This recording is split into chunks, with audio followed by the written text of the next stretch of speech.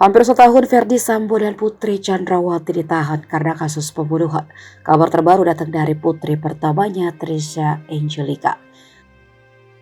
Diketahui sejak kedua orang tuanya mendekam di penjara dan kini menunggu eksekusi. Kehidupan yang dialami putra-putri Verdi Sambo sudah jauh berbeda. Kemarin Tribrata putra Sambo harus menjalani kelulusan sekolahnya di Taruna Nusantara tanpa kehadiran kedua orang tua. Kini putri pertamanya mulai curhat kesusahan urusi rumah.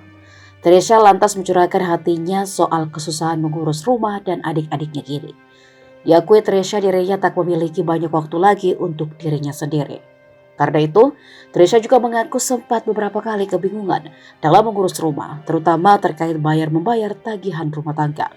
Ia juga harus mengurusi kebutuhan orang tuanya, Verdi Sambo dan Putri Chandrawati selama di penjara.